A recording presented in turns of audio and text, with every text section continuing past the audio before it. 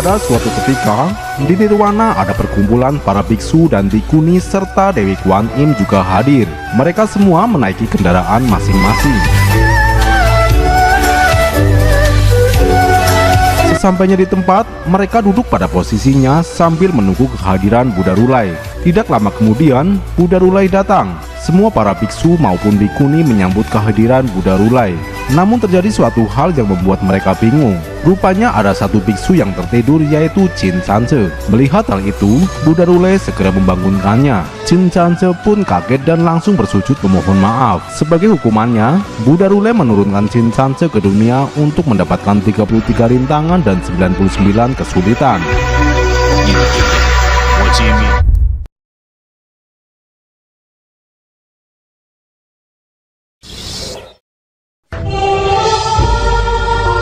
Kisah ini berawal dari Pulau Tungseng. Pada sebuah batu tua, karena terus-menerus menyerap hawa sakti yang dikeluarkan oleh langit dan bumi, maka terbentuklah janin sakti. Akhirnya pada suatu senja, Gokong lahir ke dunia.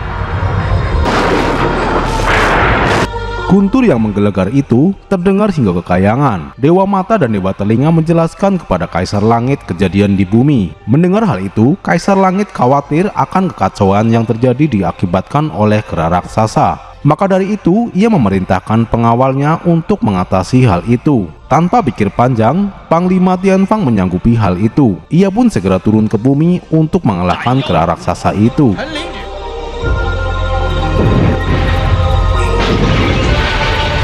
Tak lama kemudian, Panglima Tianfang menemui kera raksasa dan pertarungan sengit pun terjadi.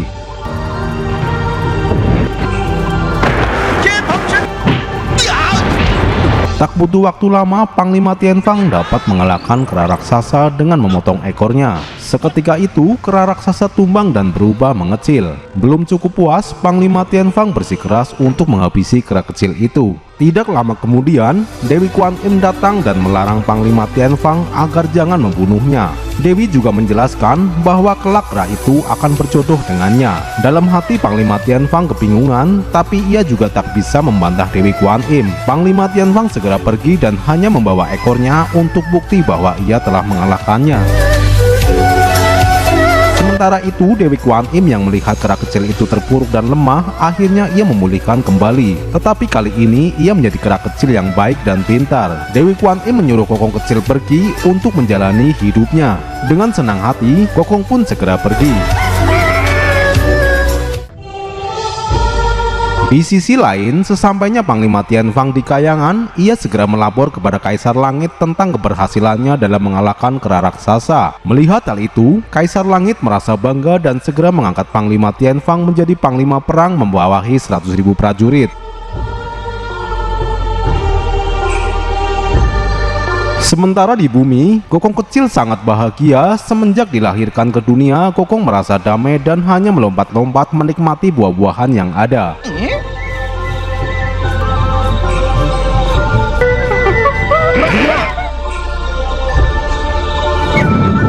Tetapi pada malam harinya, ia merasa kesepian. Awalnya ia merasa ketakutan, tetapi hal yang tak disangka pun tiba. Rupanya ia bertemu banyak teman yang sejenis dirinya.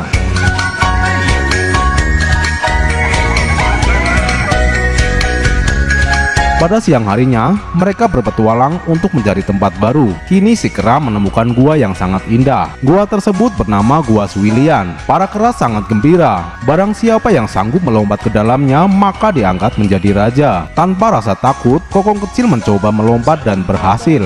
Di dalam gua, ia menemukan banyak buah-buahan. Ia pun segera mengajak teman-temannya masuk dan menikmati bersama-sama.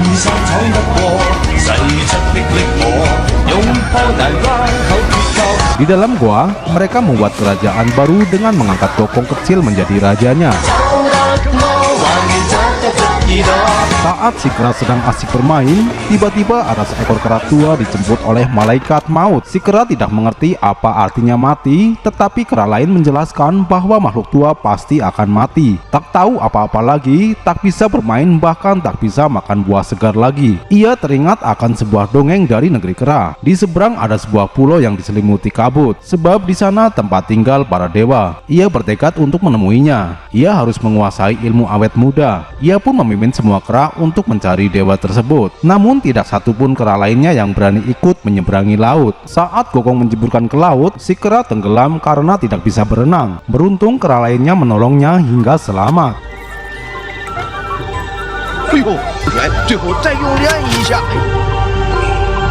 Meskipun kera kecil selamat, dirinya selalu melamun andai ia adalah ikan mungkin dapat berenang mengarungi lautan.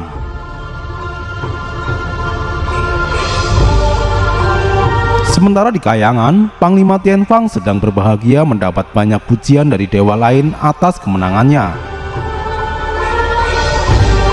Tak lama kemudian, ia melihat adik Chang'e yang meminta tolong. Namun dengan cepat kejadian itu tertolong oleh Wukang rekannya. Ia pun hanya bisa mengagumi kecantikan adik Chang'e dan menyesal karena ia tidak menolongnya. Tak lama kemudian, Mahadewi datang. Adik Chang'e memperkenalkan dirinya pada Mahadewi. Setelah melihat tulisan pada anak panah, Mahadewi lalu menanyakan mengapa adik Chang'e sampai ke kayangan. Kemudian adik Chang'e menjelaskan semua kejadiannya. Adik Chang'e adalah penduduk Laut Chou. Ceritanya pada awal kehidupan ini, ada sebelum matahari bersinar dengan terang yang menyengat. Tumbuh-tumbuhan tak bisa tumbuh, penduduk bumi tak bisa bercocok tanam. Suatu hari muncul seorang pemberani bernama Houyi. Ia mahir memanah. Demi menyelamatkan penduduk, ia memanah ke 9 matahari. Akhirnya di langit pun hanya tersisa 1 matahari saja. Sejak saat itulah kehidupan mulai bersemi dan bumi pun menjadi hijau kembali. Houyi pun menjadi pahlawan berjasa dan diangkat menjadi kaisar. Tapi tak taunya setelah menjadi penguasa, Houyi menjadi sangat kejam. Chang'e dipaksa masuk ke istana untuk dijadikan selirnya. Suatu hari Chang'e menemukan 2 butir pil dewa. Bila ia menelannya, ia bisa naik ke kayangan dan menjalani hidup kekal. Demi melepaskan diri dari cengkraman Houyi, terpaksa ia mencuri pil tersebut.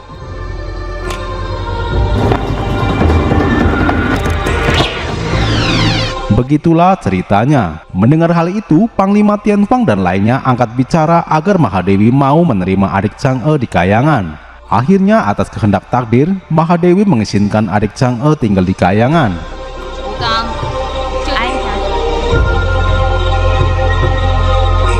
Di sisi lain, rupanya Gokong tidak mau menyerah bagaimana cara menyeberangi lautan untuk mencapai Pulau Dewata. Suatu hari, ia melihat sebutir kelapa, ia mencoba mencelupkan ke air dan ternyata mengapung. Ia berpikir dengan sebutir kelapa akan mengantarkannya ke Pulau Dewata. Gokong lalu menunjukkan penemuannya kepada rakyatnya. Namun saat mencoba menjeburkan 1 butir kelapa itu tidak mampu menahan berat tubuhnya. Rakyat kera pun berteriak karena panik. Setelah beberapa saat kemudian, tiba-tiba Gokong yang pintar itu berhasil mengumpulkan banyak kelapa dan mampu membawanya berjalan secara perlahan. Rakyat kera pun bersorak gembira. Gokong kemudian berpamitan dan berjanji akan kembali setelah menguasai ilmu awet muda. Setelah beberapa lama Gokong terapung, akhirnya sampai juga di tepi pantai. Suatu perjalanan yang amat panjang. Ia lelah dan lapar, nyaris tak kuat membuka matanya. Tetapi langit tak mengecewakannya. Akhirnya ia sampai di tempat para dewa seperti yang dikatakan dalam dongeng. Di sebuah desa, Gokong melihat aksi pertunjukan sulap. Melihat aksi sulap yang begitu hebat, Gokong kagum dan mengira orang tersebut adalah dewa. Gokong berpikir ia pasti bisa mengajarkan ilmu awet muda.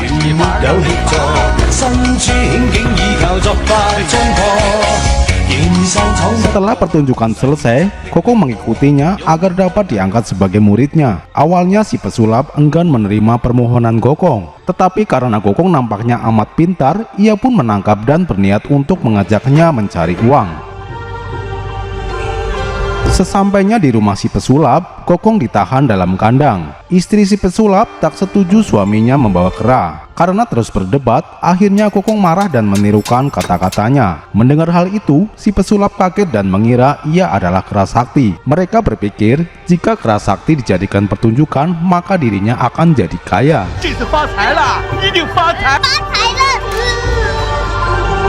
Keesokan harinya, pertunjukan pun dimulai. Si pesulap menjelaskan bahwa kera ini bukan kera biasa, tetapi kera sakti yang bisa berbicara. Ia pun segera menunjukkan aksinya. Pada awalnya, Kokong berbicara dan membuat penonton bersorak sambil melempari uang karena merasa terhibur. Di tahap keduanya, si pesulap ingin mendapatkan uang lebih banyak lagi dan menyuruh Kokong berbicara lagi, tetapi Kokong bingung harus ngomong apa. Karena tak sabar, akhirnya si pesulap bertindak kasar. Pada akhirnya Kokong tak mau lagi ikut dengannya. Warga pun menyoraki si pesulap. Karena sudah terlanjur malu, si pesulap ingin menghajar Kokong. Kokong yang cerdik dan lincah akhirnya memilih kabur meninggalkan si pesulap. Sementara warga malah berebut ingin menangkapnya, ingin menjadikan piaraan. Apakah Kokong akan tertangkap warga atau justru menemukan tujuannya? Ikuti terus petualangannya di episode berikutnya.